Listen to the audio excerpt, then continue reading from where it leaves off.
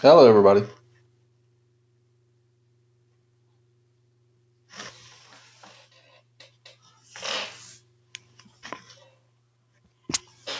Are they seeing me right now?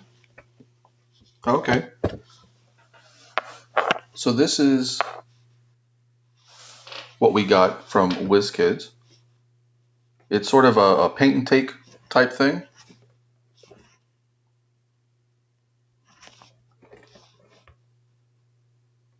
It's meant to be, yeah, that's their product, their pre-primed product line. It's meant to be, shared in a paint and take event at a gaming store. But obviously, they're not doing a ton of that right now. So this is what we're hoping it's going to look like when all is said and done. And what you're seeing right now is what they sent to us, or at least for the most part.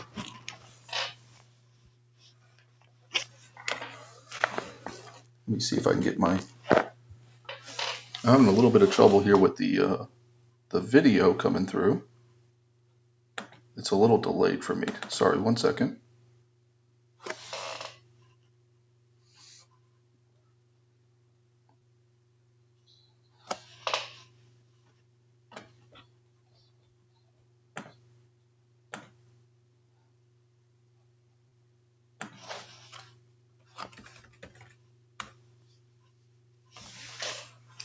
So here's our miniature that they sent us. I've just gone ahead and stuck it on top of a bottle, which is what I normally do.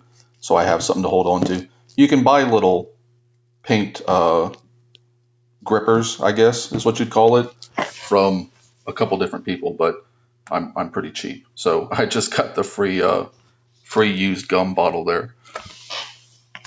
They do send you a base to put it on, even though it's got this little molded base. They send you another one. They send you inside the box itself. You got this little tray here, which you can use as a palette while you're painting. But I've got my own palette that I'll be using right there. And then they send a little water tray as well. And again, I'm not going to be using this just because I happen to have all my own stuff here. But if you're going to a board gaming store, they're not going to have all those supplies there.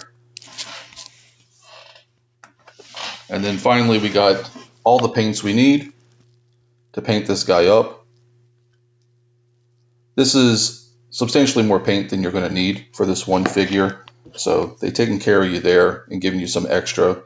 If you haven't painted before, or maybe this would be your sort of first experience with painting, this is a nice little start to your painting collection.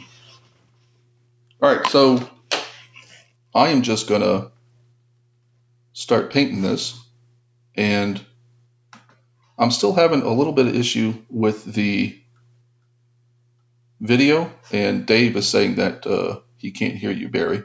But otherwise, I'm just going to start painting this up. If you guys have any questions, just feel free to put them in the chat, and I'll kind of try to talk through this a bit as I do it.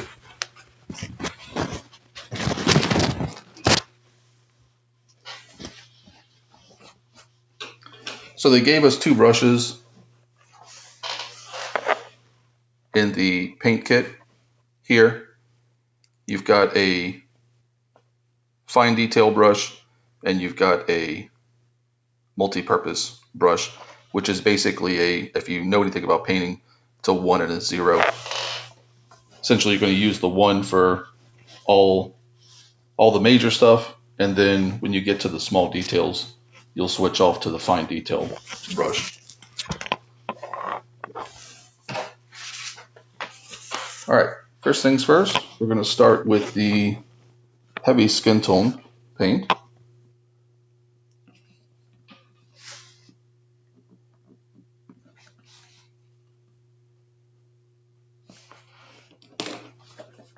If I can get this open without sending the paint everywhere.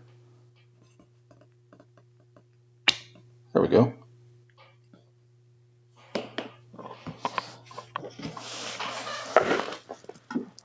sure I'm in frame. All right. So this is pretty simple. We're just going to start base coating.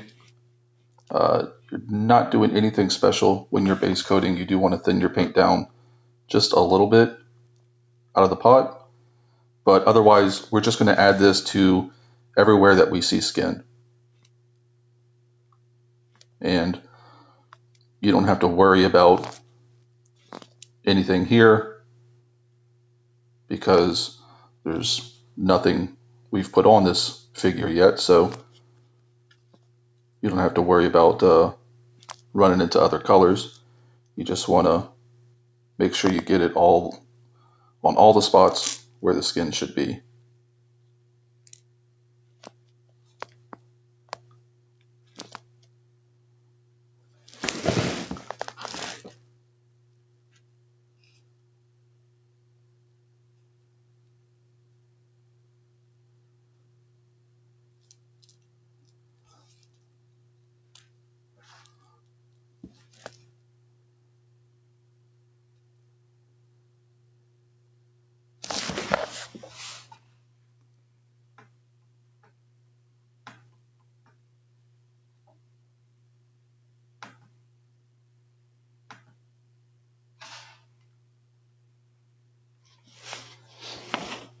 All right, I'm going to cheat a little bit here because I'm not loving this brush, just the size of it. It's going to take me a while to get all this on. So I'm going to switch to a larger brush that I have over here.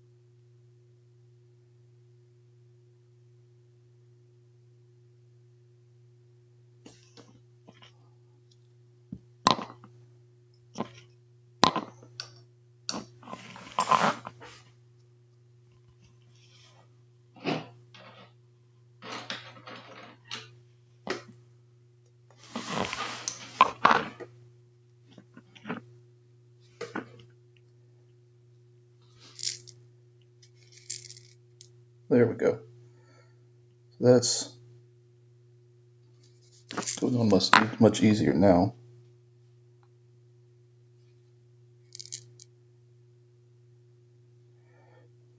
Yeah, it was taking a while, and I don't have much in the way of patience. With the first color, I'm not concerned about all this overbrushing that I'm doing on other parts. I'm just trying to take advantage of the fact that nothing else needs paint and trying to get this down as quickly as possible.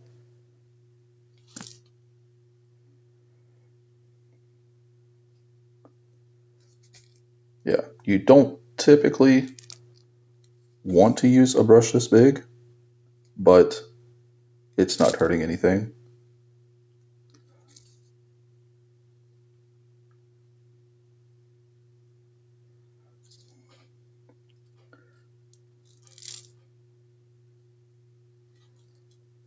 WizKids is really good at this stuff at this point.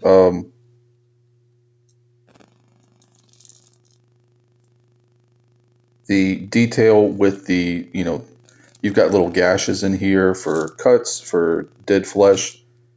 It all is pretty highly detailed. I mean, you're not going to find,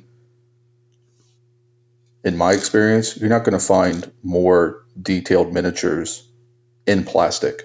Now, if you go into resin minis or something like Games Workshop, which comes disassembled and you have to put together yourself, then you'll start to gain some definition.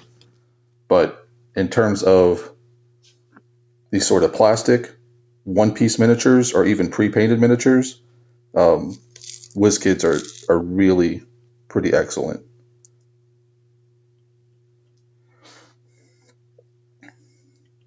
Yeah, exactly. And that's obviously one of the advantages or one of the perks of going with something like this is that you don't have to put anything together. There's no glue. You don't need a pair of snippers or anything like that, or an X-Acto knife.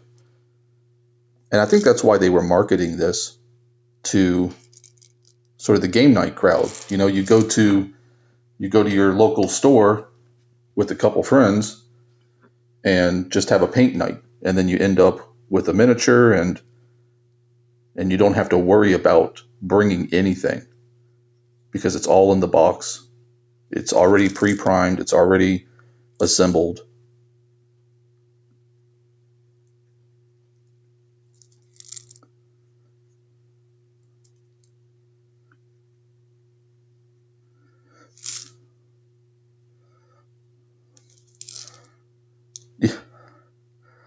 Yeah, it is. I wasn't going to name any brands, but yeah, I hold on to all that stuff, specifically for painting. Old Advil bottles, even prescription pill bottles, anything that's got a good handle on it. Because, I mean, I can have a half a dozen miniatures at a time where I, have them in some state of paint. So to have enough bottles for all of them really just makes things easier. And then typically,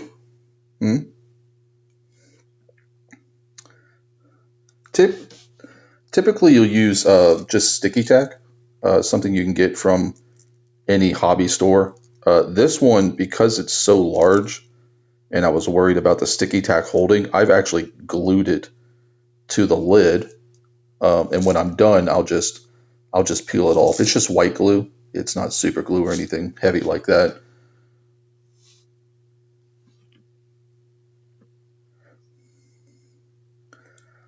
So there is a guide. There's a video that WizKids does with their paint kits. This is the second one, by the way. The first one they did was a Manicore, which is actually going to be one of the ones we give away when this video finally goes live, or the larger video associated with it.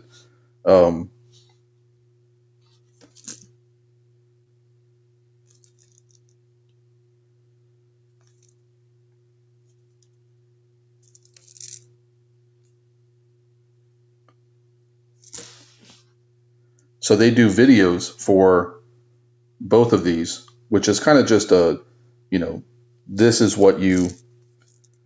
how you paint it. This is where you use the different colors.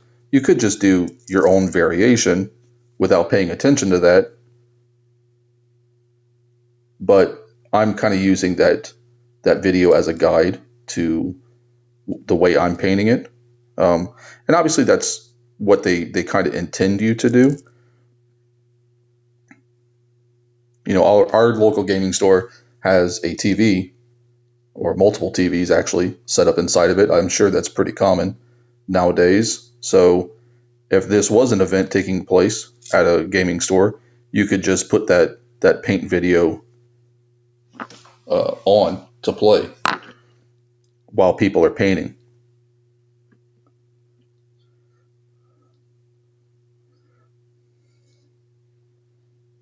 Yeah. So they do a ton of unpainted miniatures. I mean, a whole bunch. Most of them are RPG themed, D&D, Pathfinder, things like that. These kits, technically, I don't think you're supposed to be able to buy them. I know WizKids doesn't sell them directly. They're supposed to be a game store exclusive type thing. But obviously, because of the recent health issues, not a lot of stores are having the opportunity to use these, and you can find them on the larger retailers online.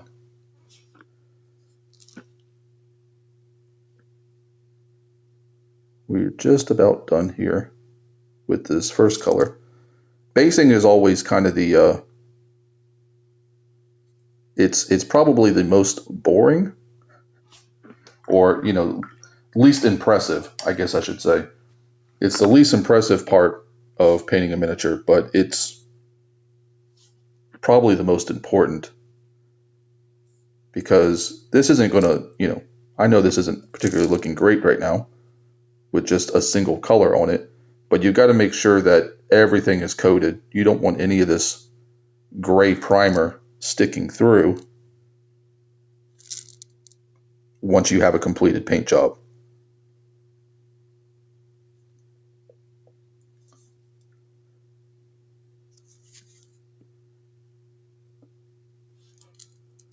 I actually, I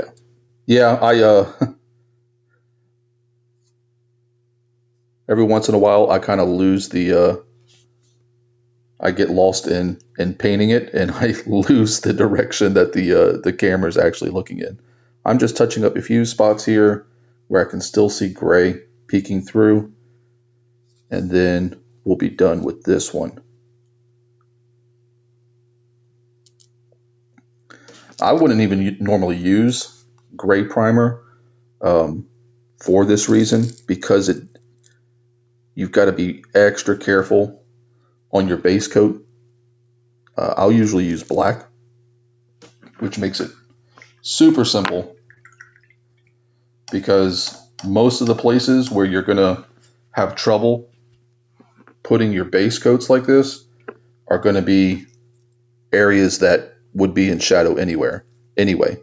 So like behind the knee here, if you had primed this in black, you wouldn't even worry about it, because it's just going to be hidden back there anyway,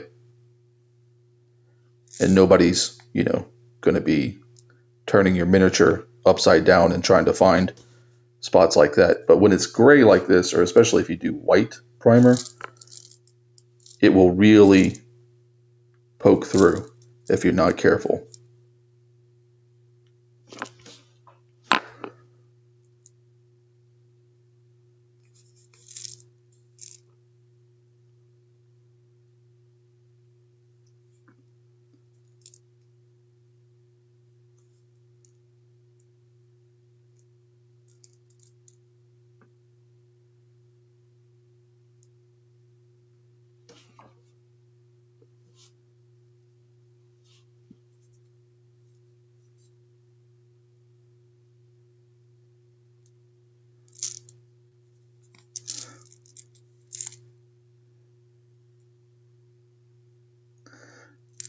No, the ground will do when we do that color just on the miniature itself. If I was painting a miniature myself and of my own paint scheme, yes, I would wait until the very end to do the ground. But then again, I wouldn't normally use these molded bases like this. I'm not a huge fan of them. If I was doing this myself, I'd probably actually cut this bottom piece off. But that's it for the heavy skin tone. So we finished one color.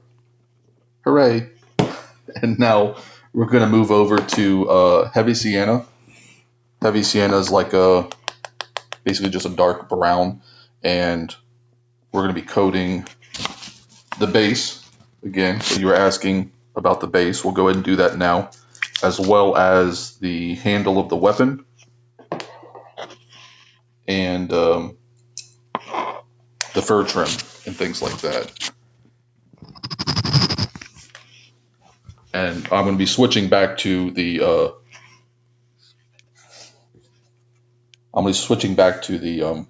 the brush I should be using here, because if I use that big brush, I will paint all over the skin that we just did, and that's definitely something you don't want to do.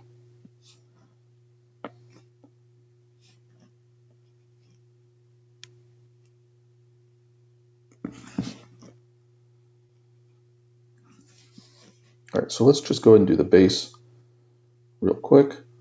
Looks like I've thinned it a little too much. There we go.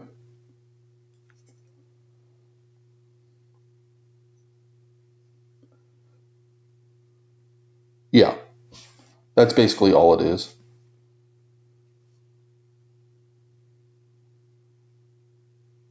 So you can see here what you're looking for here on the ground itself is you're looking for it to cover all that gray, so you don't see any gray. You can see over here where I started painting and now I'm covering up, you could see the gray coming through it, and that's because I thinned the paint too much, and it was taking on the almost like a wash quality. But now I've got it to the point where it's covering in one pass, and that's really what you're looking for.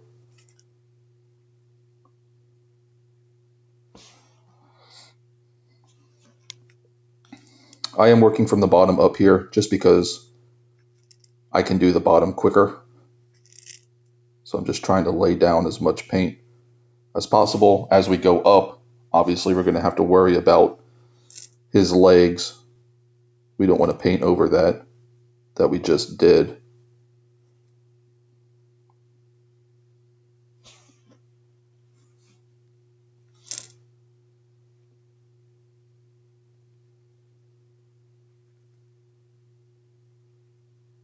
And again, this is just a base coat, so you're not trying to do anything fancy. You're just trying to get it completely covered. In total, we're going to do essentially 3 steps here. So this first step is the base coat, and that's going to be the longest step because we have to cover the entire miniature from head to foot.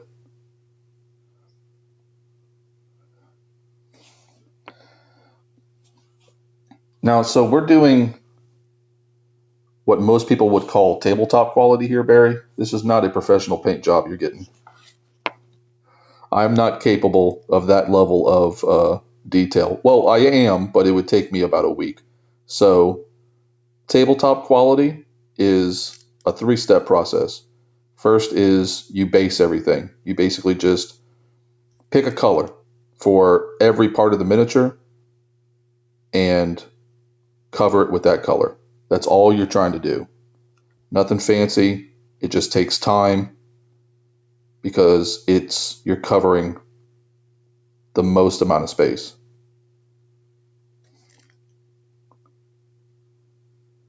Our second step is going to be dry brushing. And when we get to that, you'll notice that it's going to take a fraction of the time because dry brushing is a really quick way to add depth to a figure, which is basically all you're trying to do when you paint a miniature, is you're just trying to add depth. You're trying to make everything look three-dimensional. And you can do that by adding different colors on top of each other. But dry brushing is just a really quick method, really easy method. It beats up your brushes to do it, but it's really, really simple.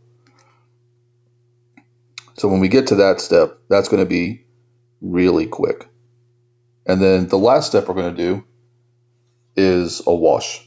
And all a wash does is it adds more depth because, again, you're putting another layer on top of your figure, but it also darkens and it brings all the colors closer together in terms of their general hue. If you have a really bright brown and a really dark brown, and then you add a wash, it's going to bring up the color of that dark towards the wash, and it's going to bring down the color of that light brown towards the wash.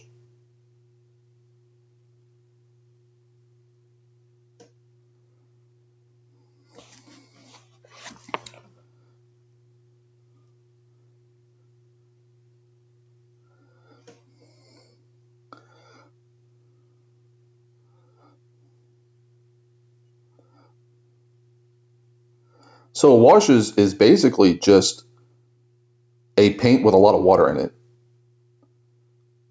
That's basically all it is. You can make a wash out of pretty much anything just by taking whatever color you want and adding water to it to the point where it's really thin. A paint like we're using right now, one that we want to really cover the miniature, you're going to want it at a consistency of about heavy cream, to use a reference that I think most people will understand. Whereas a wash is going to be more like skim milk.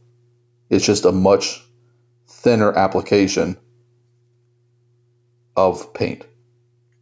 And that's really all it is. Now, people make washes specifically. They'll make a brown wash or a black wash. But you can really use any color you want to make a wash.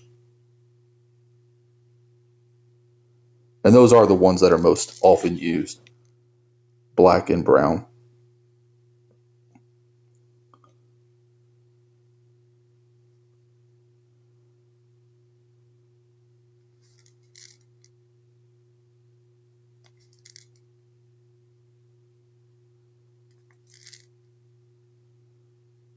Being a little more careful here, just because we're right next to the skin.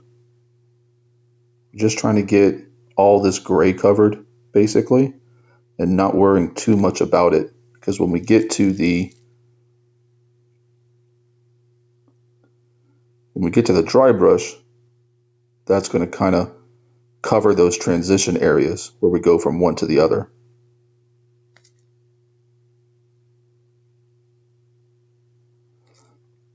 And I'm also trying to do this fairly quickly, so it's not, if I was doing this on my own time, I'd probably be on the small brush by now, but I'm trying to do it a little bit more quickly than I normally would.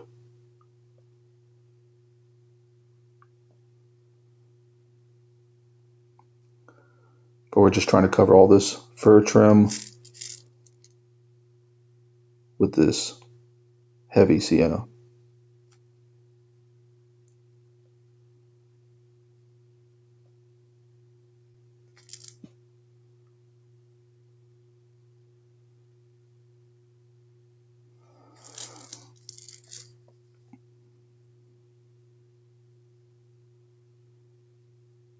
And this is really where a good handle like this comes in handy, because I can spin this thing around and get all of these back spots, which would normally be a lot more difficult if you were just trying to paint this sitting on the table.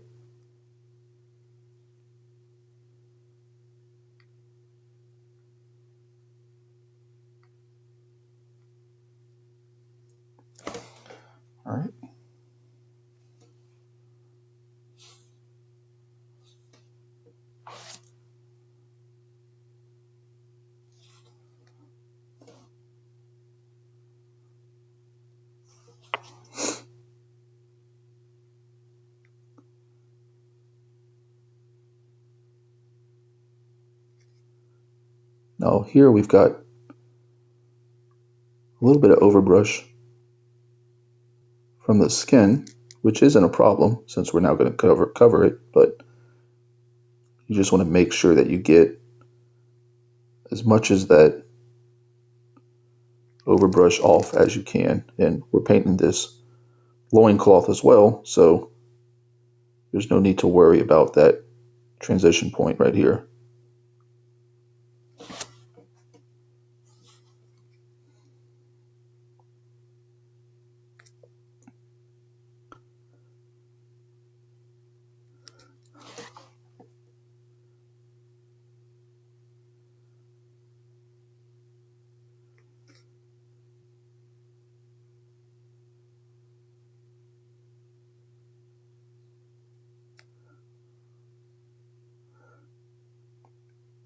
Yeah, it depends on what you like. I like things to be really bright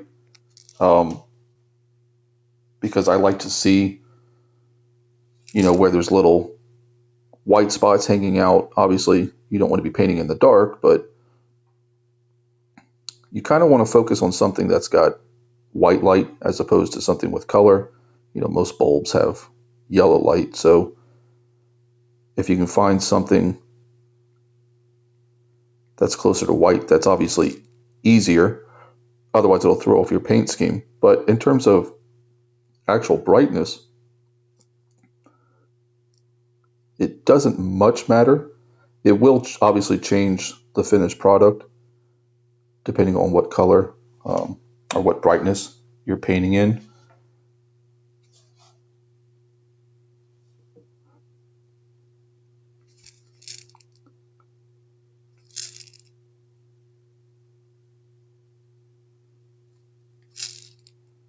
But if you have an interest in painting in general, there are a lot of much more accomplished painters than myself that you can go and find on YouTube. That's what I use myself, and they have all kinds of tips for you. The problem is most of those tips require some amount of money. This is definitely a hobby that you can get into and spend a lot of money on, but then again, so is board gaming. So I guess we're in the right spot for it.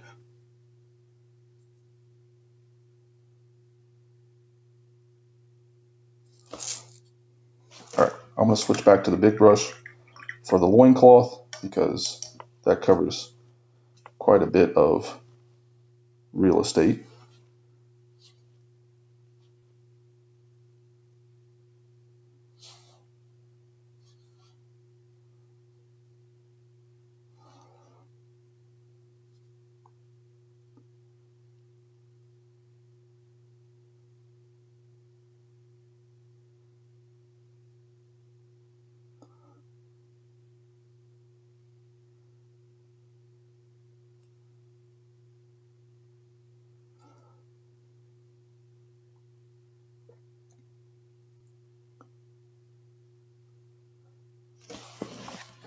Got a little bit too much water in there again because you can see it's not quite covering. Take some of that off.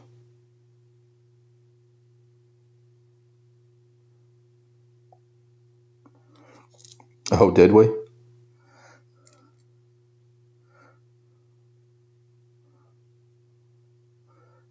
That sounds like Jason.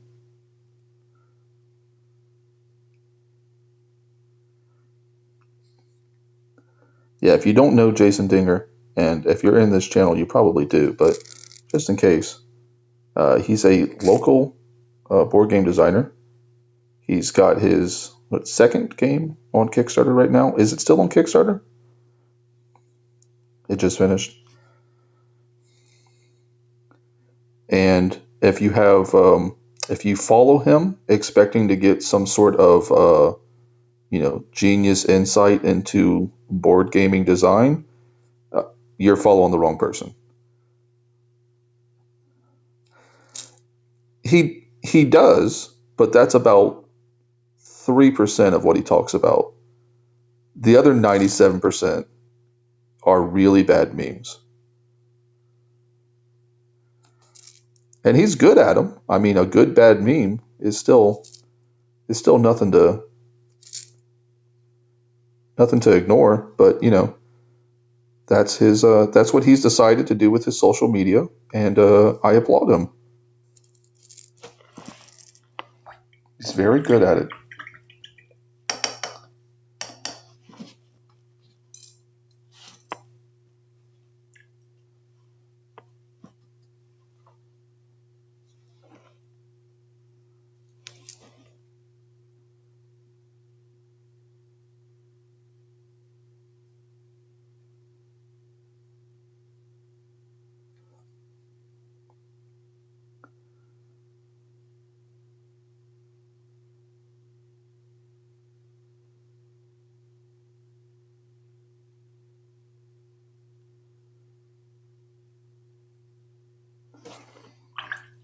In hindsight, I may have wanted to paint something in the last few days to kind of, get back in the habit of it. Right. It might have helped. I don't know if it's the brushes or just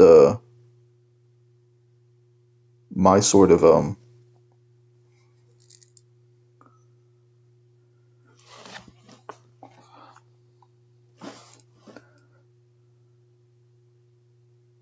yeah, that is unfortunately something. Dave, I'll take Melissa. Dave can stay home. His wife is right, right. Melissa is an outstanding painter for someone who pointedly is not a miniature painter. Like she'll tell you herself that's not something that she really has an interest in going forward. But if she did, she's quite good.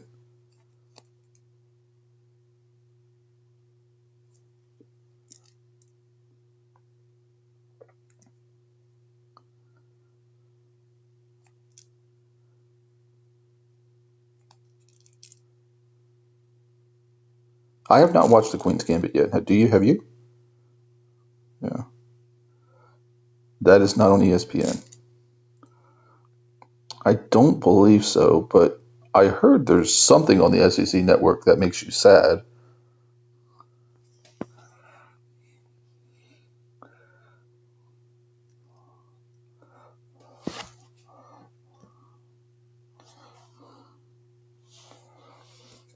Yeah, that's the intention. Now, if you go to some of the, you know, big online retailers, and we won't mention any names because we may get in trouble for that. But if you go to any of the big online retailers, you can find them. Um,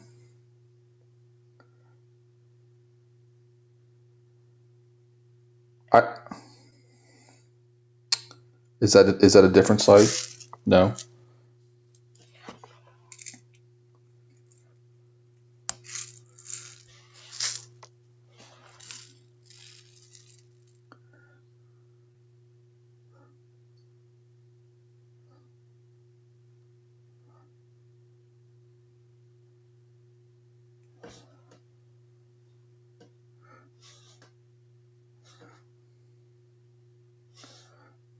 They have good D&D stuff. They take care of the D&D guys.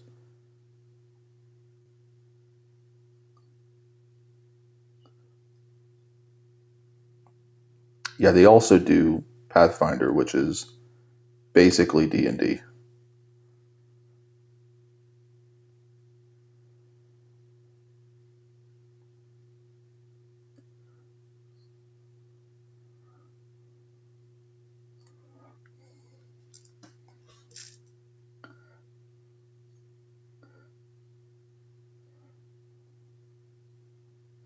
Yeah, basically they're just reference cards. If you are playing a cleric or some type of caster who has a selection of spells, instead of having to go into the rule book every time to look up what your spell does, you can just buy this deck of cards, and it's every time you want to cast something, you just pull out your card and it tells you everything about it.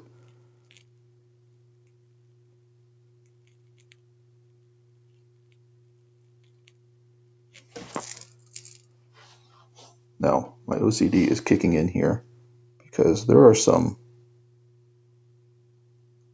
crazy lines on this guy.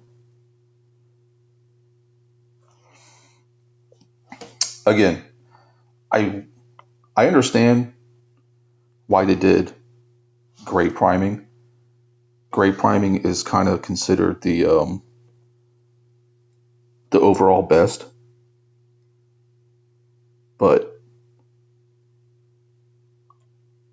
I really wish they had a black primer option, because this would make it so much easier.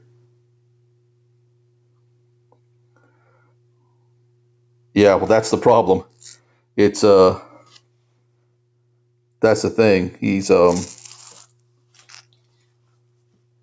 now there are parts of a miniature that nobody is ever going to look at unless they're just crazy. I can't help myself, Barry. I have issues,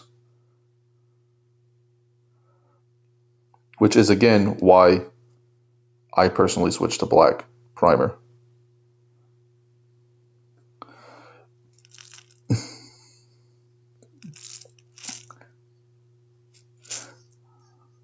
Yeah.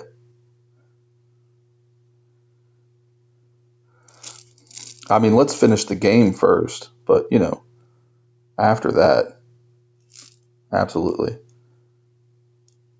Yeah, I'm just seeing a couple white spots that I want to touch up while I'm doing everything else.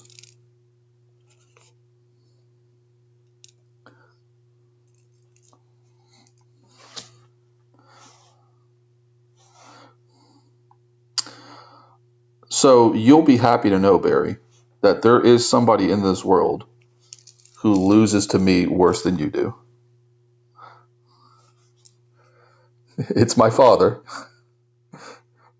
Somebody who hasn't played a legitimate board game aside from Uno in probably 20 years. But yes, he does. He likes. There's only a very few games that I can talk my father into playing, but science fiction games I can usually get him to do, especially now because we're both terribly bored.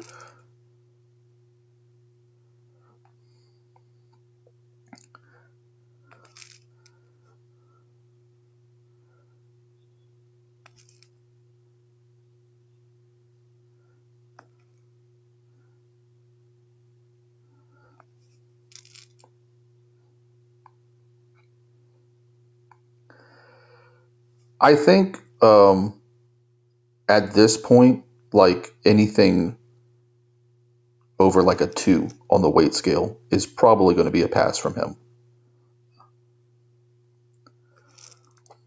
Yeah, but they don't have the story element that real D&D has, and I think that's kind of his interest in those games came from that sort of thing. Now, I did get him to play Coldwater Crown back when that first came out, because he's a big fishing guy. So I was able to trick him into that one. But he didn't, he played, he enjoyed himself in the moment, but it's not something that I think he'll ever tell me to be like, hey, bring that game over again when you come by. He's much into the lighter games now. So the lighter games, especially when his grandkids are around, I can get him to play. Like Fuji Flush, they like that one. Sushi Go, things like that.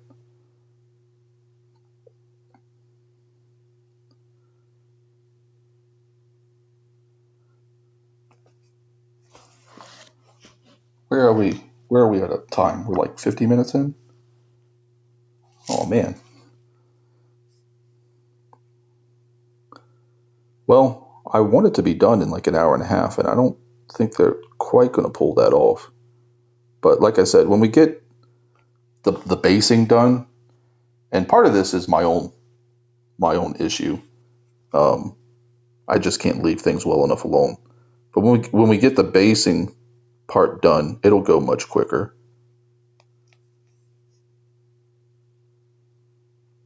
Again, the basing is not the most exciting part of the miniature, but it really does sort of dictate everything else going forward. If there's any of this primer showing by the time we get to dry brushing and washing, it's not going to be good.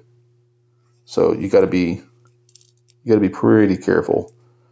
This part right here is actually not part of the fur. I am going to paint just along the bottom here, in between it and the belt, just to put some color there for now. But we'll probably cover that up.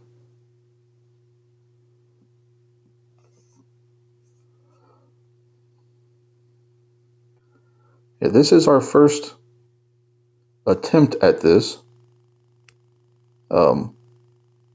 So going forward, we'll have to figure out something to do with the camera so that I can see what everybody else is seeing in real time.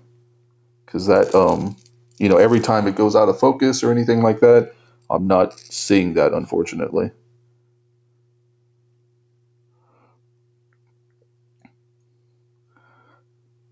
Yeah, it can be.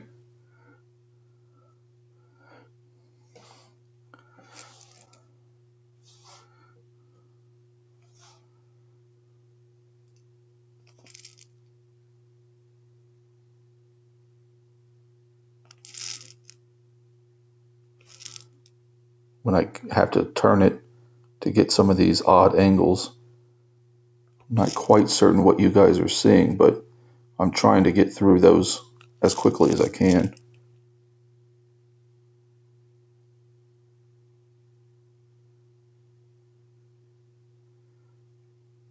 But we'll figure it out. If people are interested in these at all, I certainly have enough miniatures with all the board games we have to probably do this for years to come.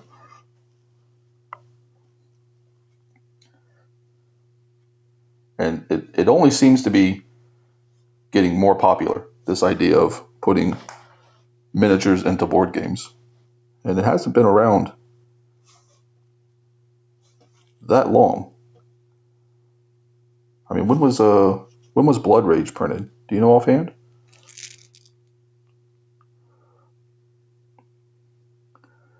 No, just the year.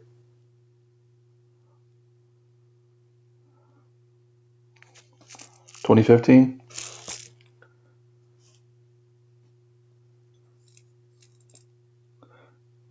Yeah, I've used that before. I might have to do that. It's kind of difficult to do while you're painting, though, I gotta admit.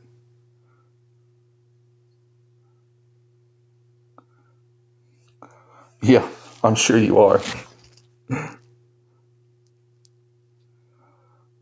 No, but just imagine, like, before Blood Rage, and I use Blood Rage because I'm a pretty avid fan of Blood Rage, but also Cool Mini or Not in general. Before that game, can you think of any game, aside from maybe like Hero Quest, where people were actively looking for the miniatures just for the sake of the miniatures?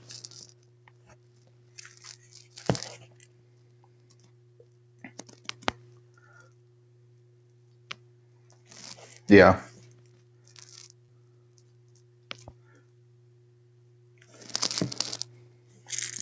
right. Now I got to tell you, as somebody who has played a lot of those D&D board games and also played a lot of regular D&D, those D&D board game figures were not very impressive. But I mean, like Blood Rage, which Cool Mini or Not was doing before Blood Rage, right? I mean, they're CMON now. I guess we should say CMON. But back when they were Cool Mini or Not, just the website, all they talked about were figures. That's all they had. They had their website, and they would show all figures. So that was obviously their focus. But it's surprising to me just how quickly that kind of took off. Because now, I mean, we got pure Euros coming in with miniatures and good ones at that. I mean, you may say they're unnecessary, and I've said that before, but they're good.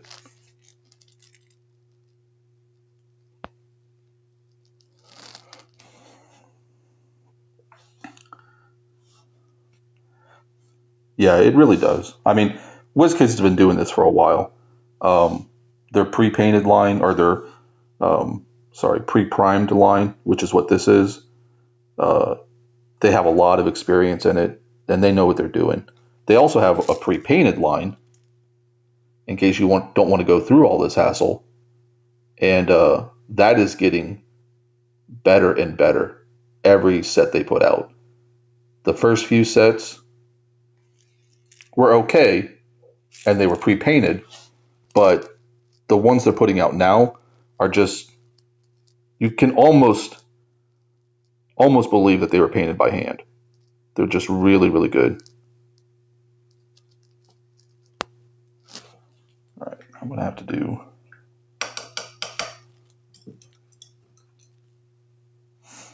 the first use of this little fine detail brush, because these mutton chops this guy has are fighting me.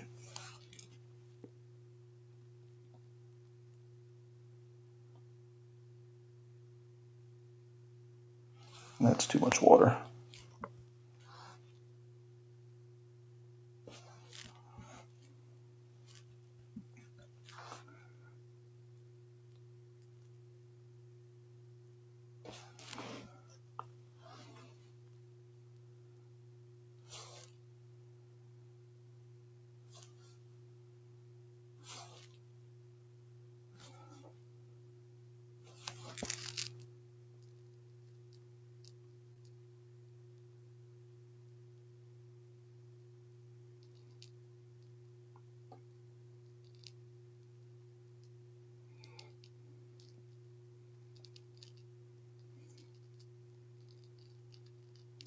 The only campaign I have going on right now is one where I am not the DM. So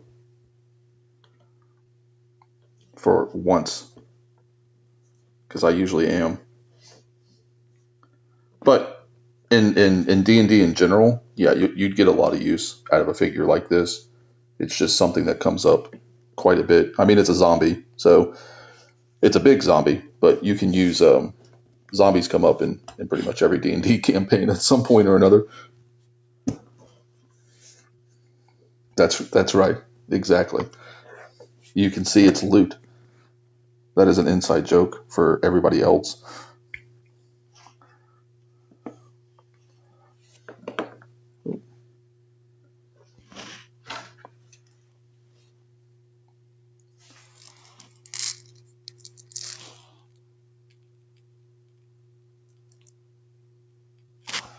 All right, I just had to go back to the skin tone real quick for a little touch up. But it looks like we're pretty much done with the sideburns, at least.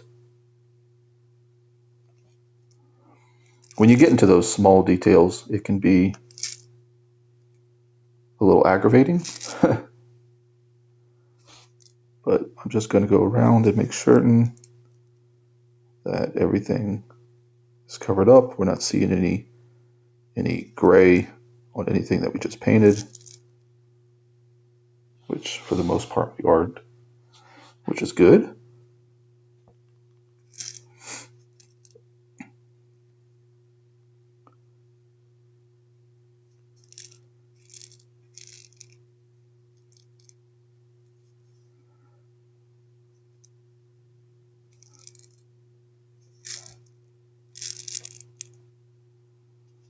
actually the base here.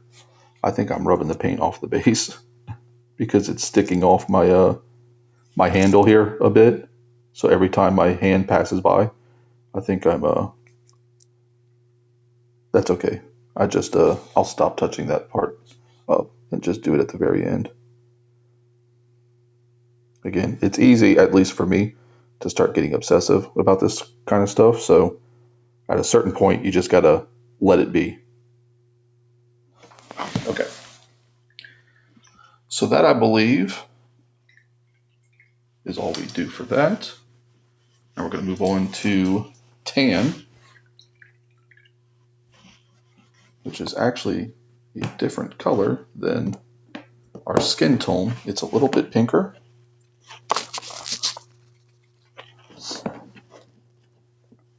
And we're going to do not a lot with this. With tan, we're just going to do the mouth and eyes, and also the all these kind of wound parts that are on him. So for this, we're going to use the fine detail brush on pretty much everything. And the mouth, again, we're just going to go in. We're not going to be too worried about getting paint on other things because those other things are going to get painted anyway. And it's better just to have coverage than anything else. Like we got teeth in here that obviously are not going to end up tan, but we're not too worried about getting tan on them right now. We're just going to make certain that everything is a color.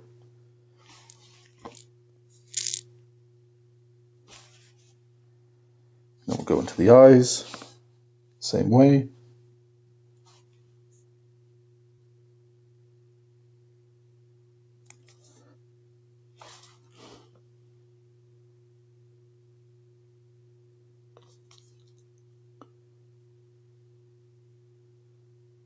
Everything that we're painting now is also going to get a wash. So again, none of these colors are final at this point. This is just about covering up all of the primer.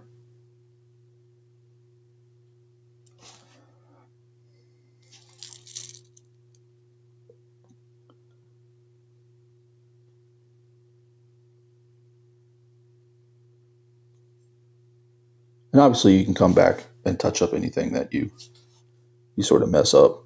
It's not a big deal. If you see it early enough, actually, you can just take the paint off by dipping your brush in water and just passing your brush over the spot where you just made the error. And it'll just take the paint off and you can go back in and make it what you need it to be. So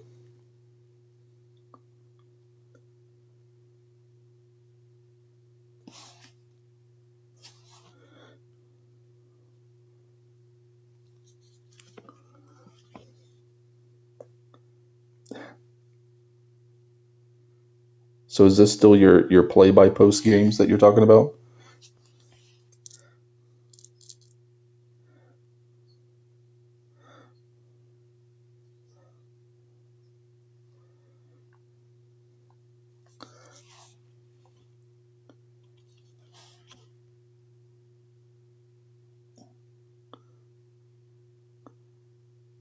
Of the put out all your workers and make a ton of money strategy?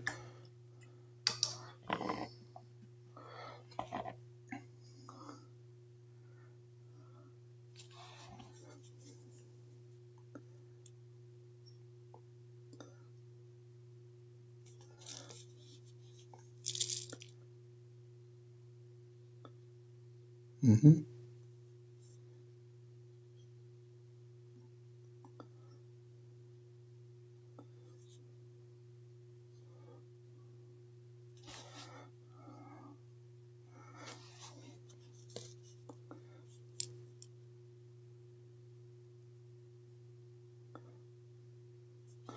Now, would you agree, as somebody who's played probably more Concordia than at least anybody I know? 32. No, that's surprisingly close. I'll take that.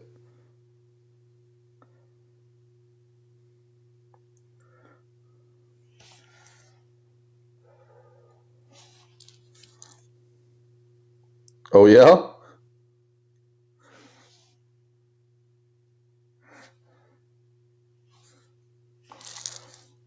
So, do you agree with? I've heard people say that Concordia has the same problem that Puerto Rico has. That your first your first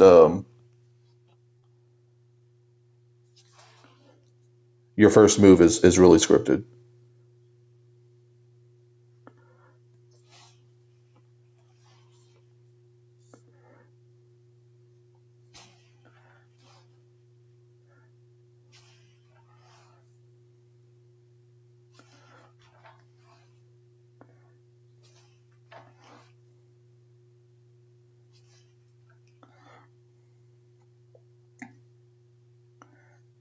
Hmm.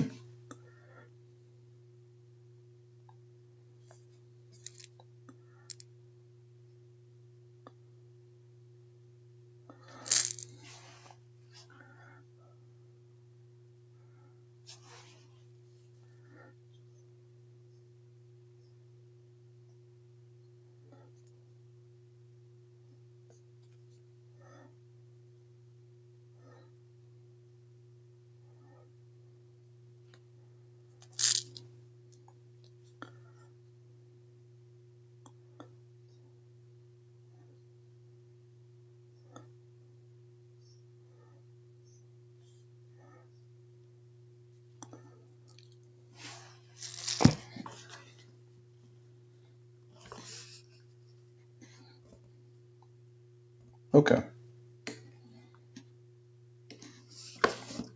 I'm not. That's just so I really like Concordia. It's one of my favorite games of that style. I especially like the card play aspect of it. But of the people that I know who dislike it, that's sort of their primary go-to criticism, I guess you would say, is that your first round or two is really kind of not your own. It's just sort of an efficiency play.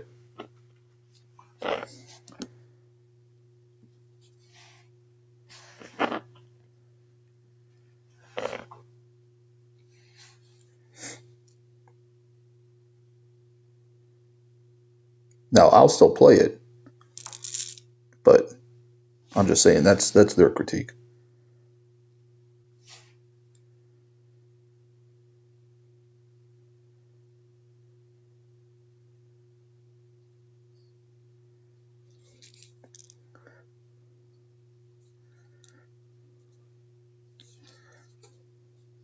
Right.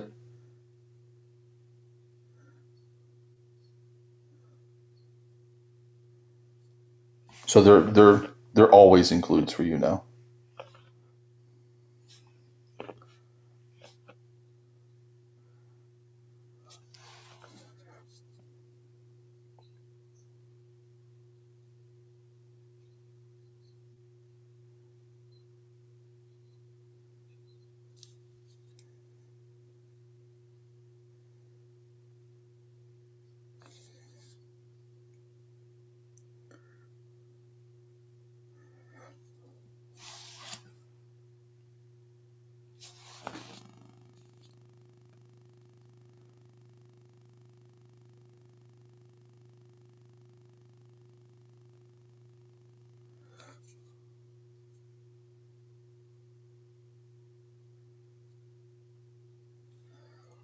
It's interesting how sort of open the whole online version of board games has made the hobby, because you don't even need to.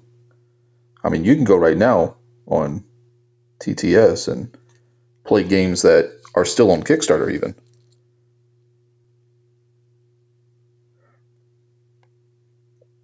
I know, for me at least, the one of the advantages to board game Board Game Geek Con in Dallas every year was sort of the ability to go and play all those games that I wasn't sure about. There's some games for me that are just, I'm going to buy that, but there are a lot of them that I'm unsure of. And Board Game BGG Con was sort of my way to try those games without spending any money. Now you've got it online, and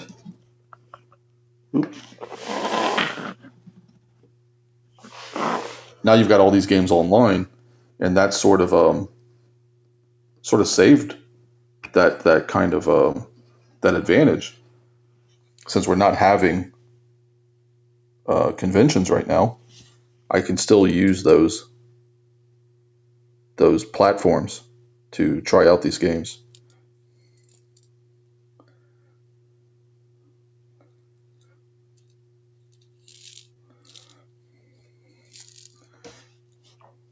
Right.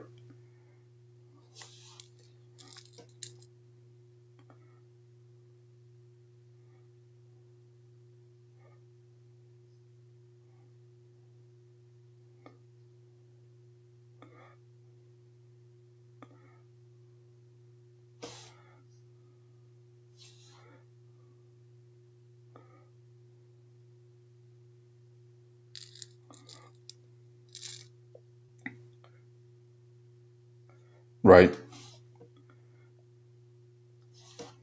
Yeah, I'm definitely missing convention season because of that. But again, the online play has at least kept the spirit of that alive.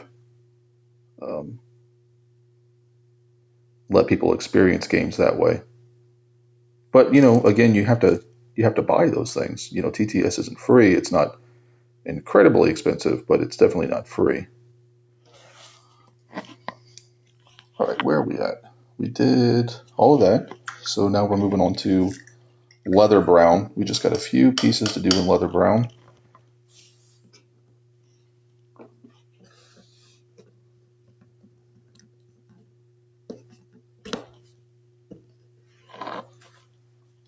So obviously we have a belt that we need to paint here.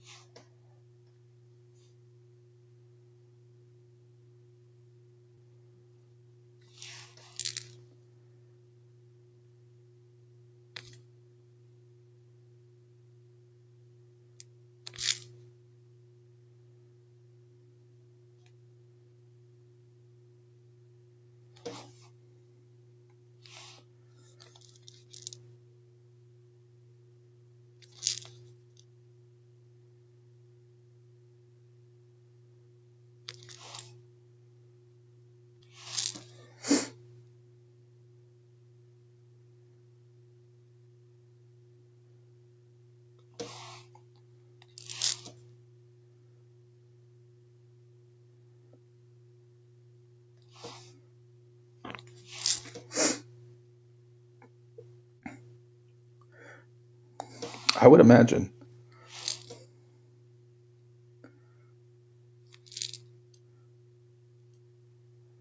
You're like one of those guys who plays poker on 4 different computer screens and at the same time, except it's Concordia. I don't think you're winning any money playing Concordia, though. Maybe you should switch to poker. $5 a point. You might break even.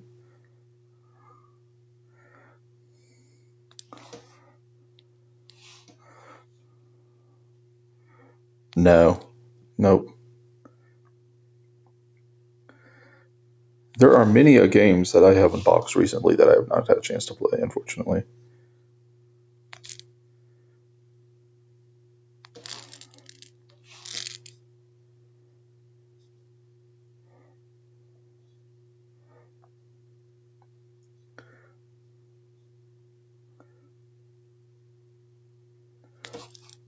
Yeah. Yeah, I actually did, Soba was going to have that, I forget what they were calling it, flea market type thing, and they wanted you to post beforehand. So, I did that. Took all my pictures of my games I wanted to try to either sell or trade away, and posted them up there, and then it didn't never happen. So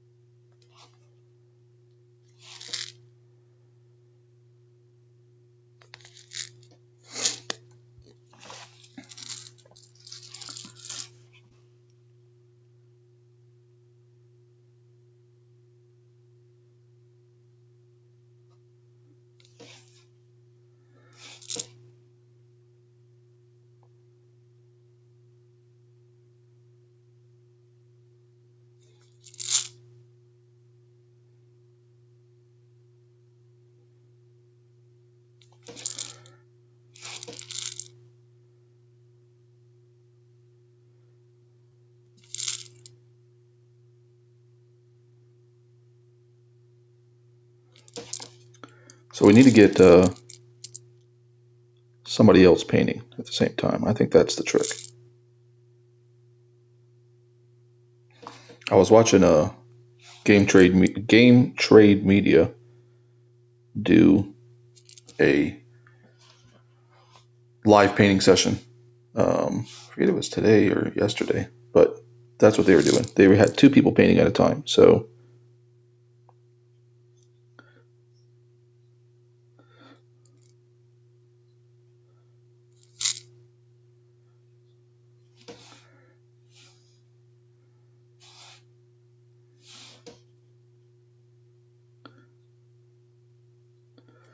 I don't know if they're going to come to me for that. We might have to get an expert on to answer those questions.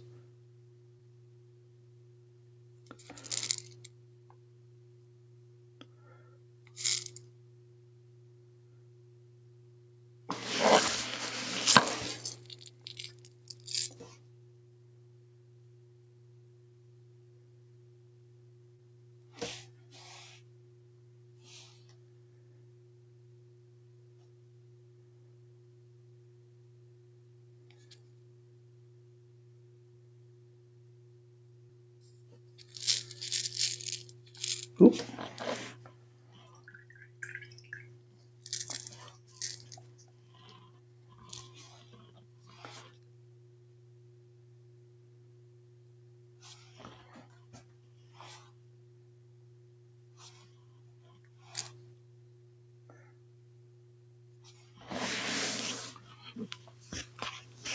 Player interactivity?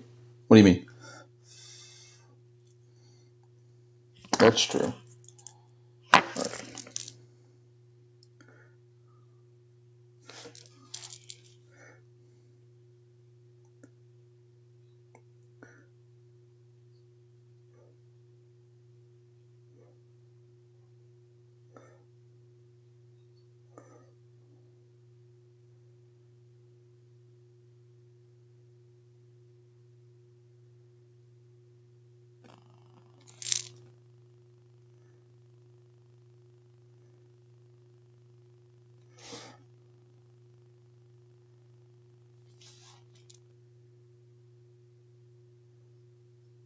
Yeah. There's a they have a metallic. One of the colors is a metallic. So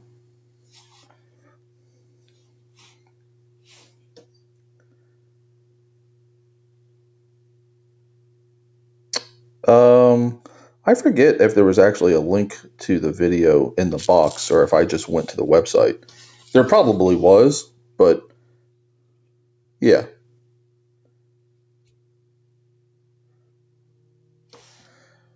Well, their WizKids uses Vallejo for their paints, which is among one of the most well-known paint manufacturers for miniatures. I mean, it's like Vallejo, Reaper, and Games Workshop. So there's nothing wrong with the paints. I mean, these I'm not a fan of pots in general. I prefer the dripper bottles, but yeah. Now, normally, like if you buy something from, yeah. So this is like a Games Workshop bottle, and they also use the flip tops, which I'm not a fan of. I prefer the dripper bottles, which, yeah, you unscrew it and you pour, you drip however much you want into your palette. It just gives you more control over the paint that you're using. The paint quality, like I said, the paint quality between the three of them, I'm sure there's somebody out there who paints a lot who can tell you what the difference is. But me being somebody who's very much just a hobbyist, I can't tell you what the difference is in terms of quality. So to me, it's just about functionality, and I like the functionality of the dripper bottles much, much better. It lets me control the amount of paint I'm using, especially if you're painting a miniature and you're kind of blending your paint at the same time, either making it brighter or making it darker by adding certain pigments. It's a lot easier to keep track of that if you have a dripper bottle. So say I was using a blue, whatever color blue, and I want to do a highlight of that blue. So I decide to add some white to it. Well, if I'm using a pot, I'm just going to take some white out of the pot and add it to my blue. But if I'm using a dripper bottle, I can say I'm going to use 2 parts blue and 1 part white, because I can drip that paint. And it makes it easier to do those sort of things, in my experience.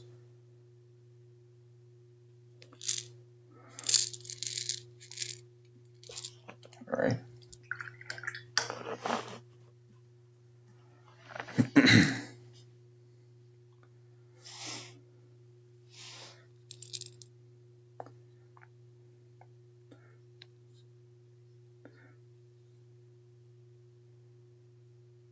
Those are get the free card. Right. Yeah.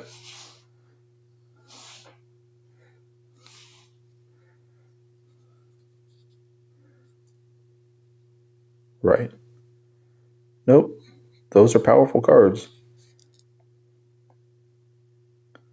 I don't think I've ever played a game of Concordia where people just ignored them.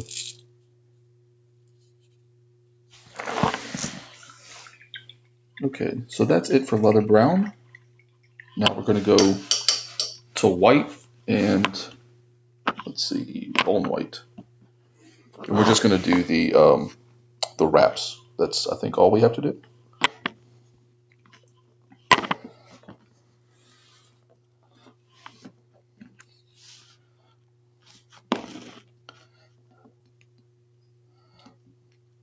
Now that's going to be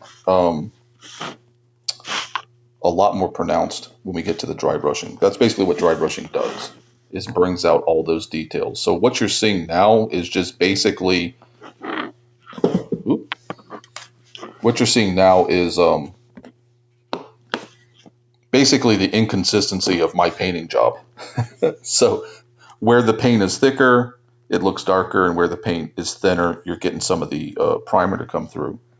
And but when we do the dry brushing, when we get to that step, a lot of those details will pop out. Man, these little bottles are a little difficult to open. There we go.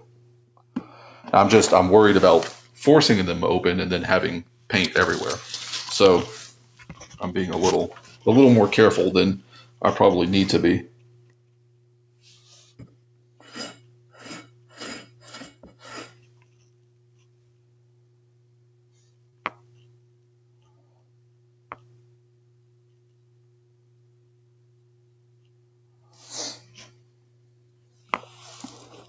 So just doing the wraps here. Again, we're still in base painting mode, so we're just trying to get coverage.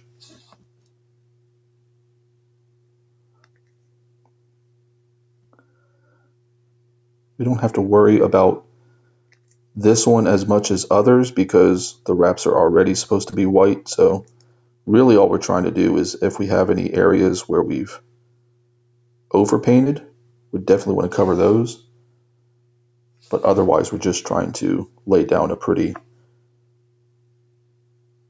even coat here.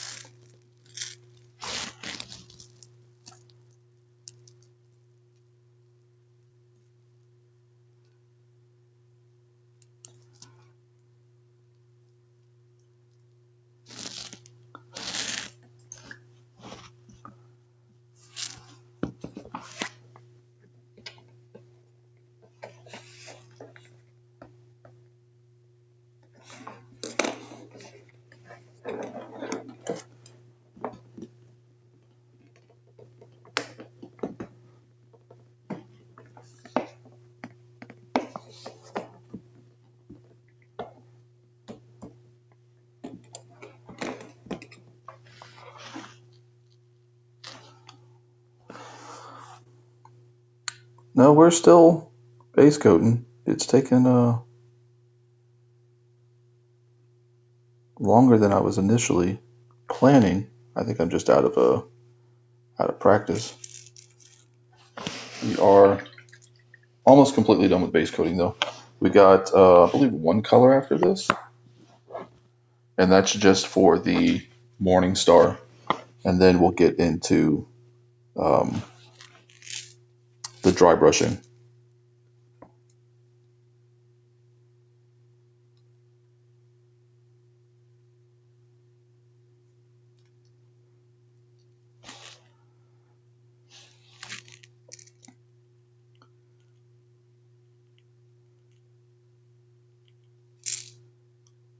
So we end up using all of these colors. So there's a total of 12 colors, and we use every single one of them for something. We've probably gone through, this is 5 of them so far. So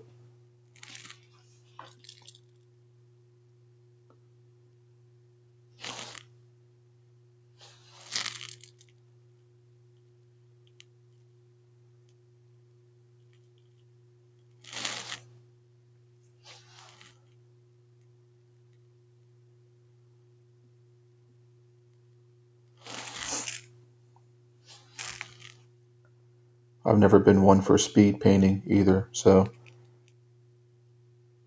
just not something I'm particularly good at.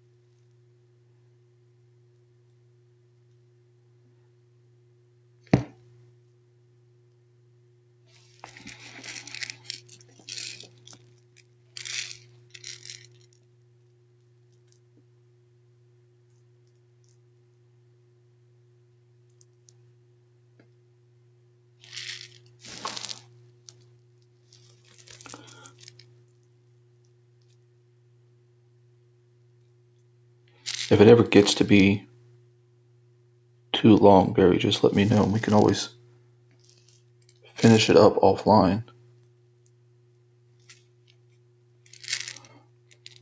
Yeah. I mean, I know it's already, it's close to 11 now. I don't know if you had um,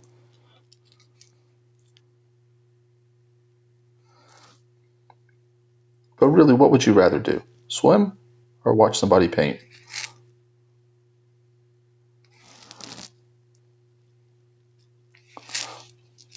Uh,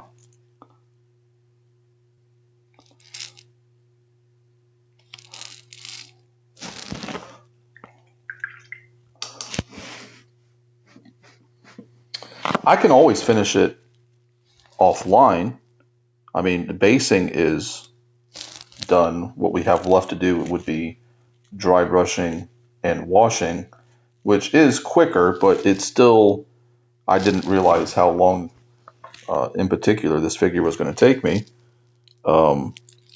based off of just how long it took me to get here. It's probably going to take an hour to an hour and a half to finish the rest of it. Okay. Right.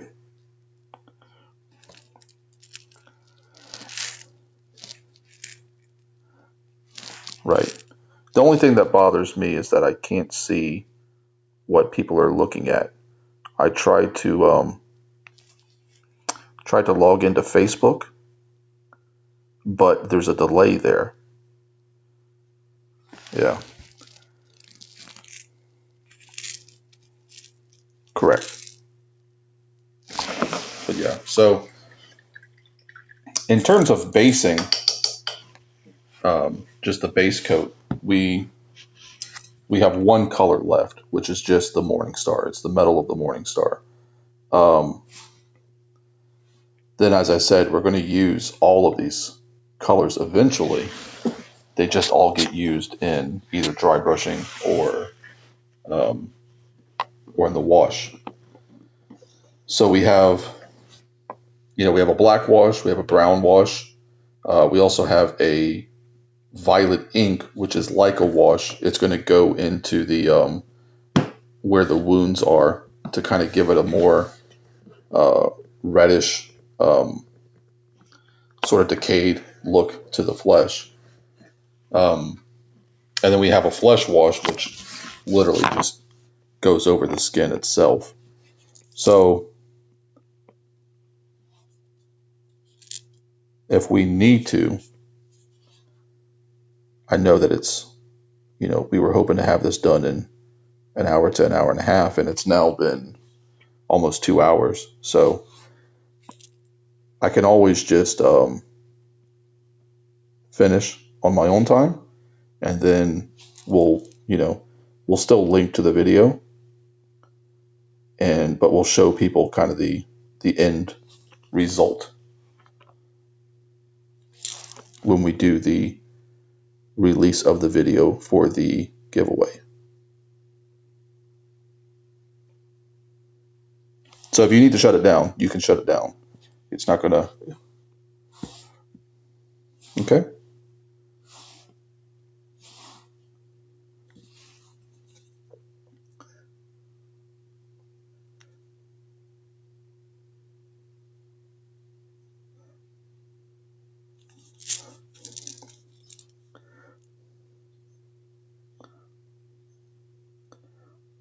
Yeah, I'm going to finish the base coating, which is literally just a few more brush strokes, and then I'll do all the dry brushing and the washing at another time.